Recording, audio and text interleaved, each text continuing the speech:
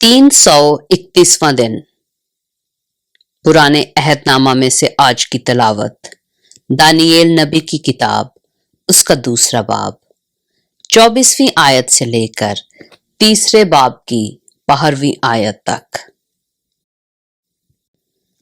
बस दानियेल अय्यूब के पास गया जो बादशाह की तरफ से बाबल के हकीमों के कत्ल पर मुकर्रर हुआ था, और उससे यूं कहा कि बाबल के हकीमों को हलाक ना कर, मुझे बादशाह के हुजूर ले चल, मैं बादशाह को ताबीर बता दूंगा।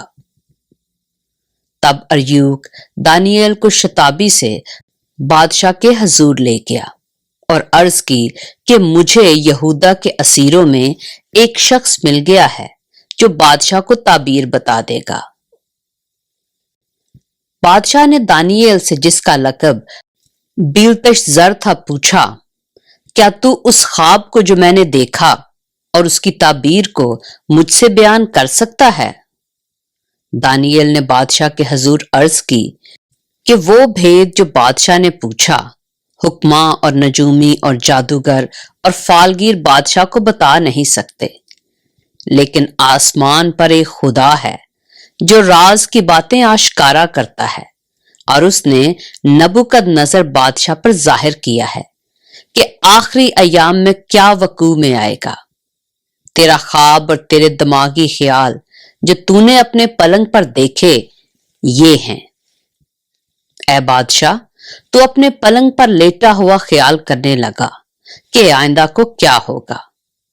सो वो जो राजों का खोलने वाला है तुझ पर जाहिर करता है कि क्या कुछ होगा, लेकिन इस राज के मुझ पर आश्कार होने का सबब ये नहीं कि मुझ में किसी और जी हयात से ज्यादा हिकमत है, बल्कि ये कि इसकी ताबीर बादशाह से बयान की जाए और तू अपने दिल के तसव्वुरात को पहचाने। ऐ बादशाह, तूने एक बड़ी मूरत देखी। वो बड़ी मूरत जिसकी रौनक बेनहायत थी तेरे सामने खड़ी हुई और उसकी सूरत हैबतनाक थी। उस मूरत का सर खालिस सोने का था, उसका सीना और उसके बाजू चांदी के, उसका शिकम और उसकी रानें तांबे की थीं, उसकी टांगे लोहे की और उसके पांव कुछ लोहे के और कुछ मिट्टी के थे। तू उसे देखता रहा यहां तक कि एक पत्थर हाथ लगाए बगैर ही काटा गया और उस मूरत के पांव पर जो लोहे और मिट्टी के थे लगा और उनको टुकड़े टुकड़े कर दिया।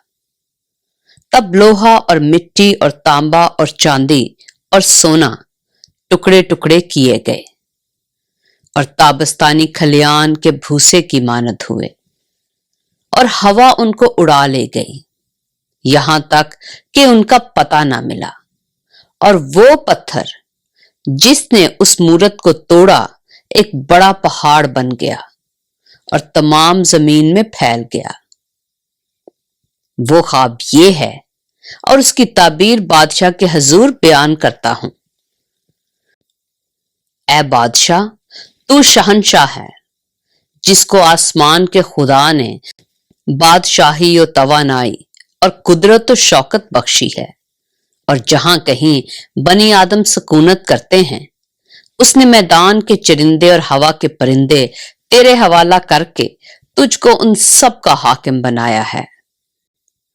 वो सोने का सर तू ही है, और तेरे बाद एक और सल्तनत बर्पा होगी जो तुझसे छोटी होगी, और उसके बाद एक और सल्तनत तांबे की जो तमाम जमीन पर हुकूमत करेगी, और चौथी सल्तनत लोहे की मानद मजबूत होगी।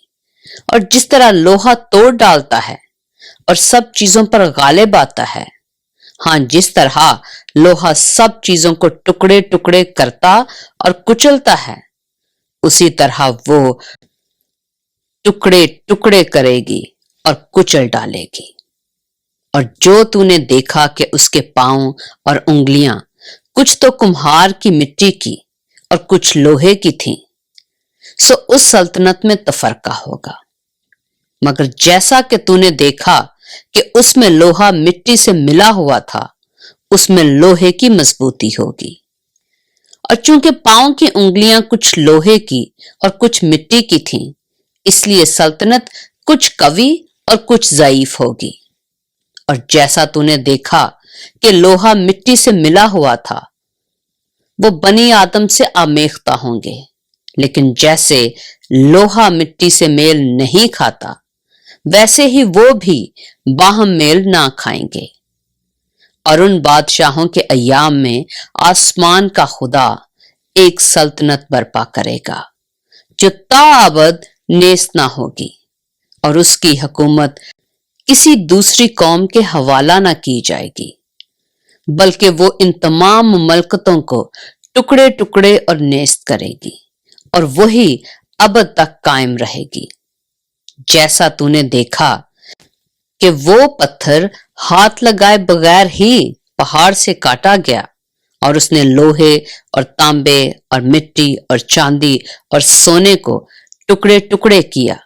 خدا تعالیٰ نے بادشاہ کو وہ کچھ دکھایا جو آگے کو ہونے والا ہے، اور یہ خواب یقینی ہے اور اس کی تعبیر یقینی۔ تب نبوکد نظر بادشاہ نے منہ کے بل گر کر دانیل کو سجدہ کیا اور حکم دیا کہ اسے ہدیہ دیں اور اس کے سامنے بخور جلائیں۔ بادشاہ نے دانیل سے کہا، فی الحقیقت تیرا خدا معبودوں کا معبود اور بادشاہوں کا خداوند اور بھیدوں کا کھولنے والا ہے، کیونکہ تو اس راز کو کھول سکا۔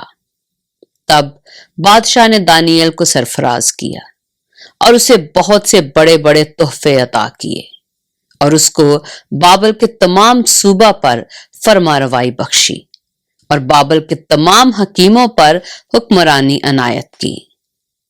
تب دانیل نے بادشاہ سے درخواست کی، اور اس نے صدرک اور میسک اور عبدنجو کو بابل کے صوبہ کی کارپردازی پر مقرر کیا، لیکن دانیل بادشاہ کے دربار میں رہا۔ دانیل نبی کی کتاب، اس کا 3 باب۔ نبوکد نظر بادشاہ نے ایک سونے کی مورت بنوائی جس کی لمبائی 60 ہاتھ اور چوڑائی 6 ہاتھ تھی، اور اسے دورا کے میدان صوبہ بابل میں نصب کیا۔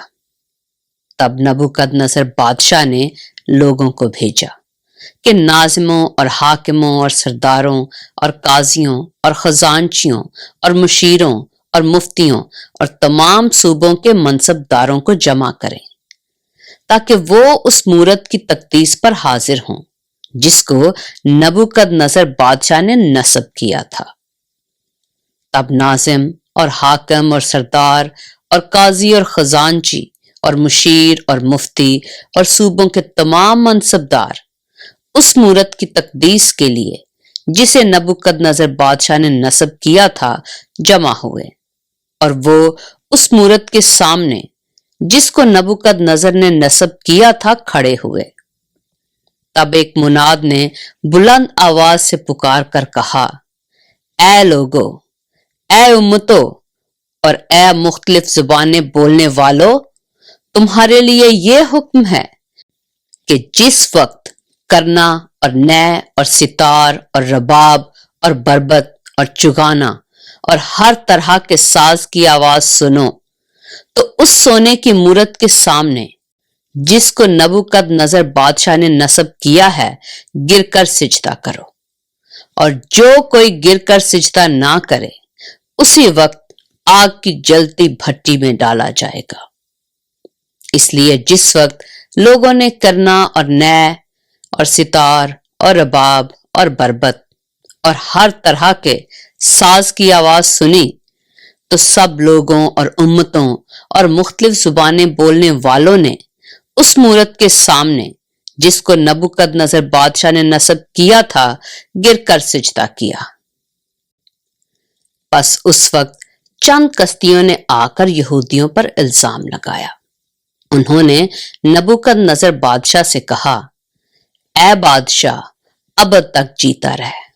اے بادشاہ، تو نے یہ فرمان جاری کیا ہے کہ جو کوئی کرنا اور نے اور ستار اور رباب اور بربط اور چغانا اور ہر طرح کے ساز کی آواز سنے گر کر سونے کی مورت کو سجدہ کرے، اور جو کوئی گر کر سجدہ نہ کرے آگ کی جلتی بھٹی میں ڈالا جائے گا۔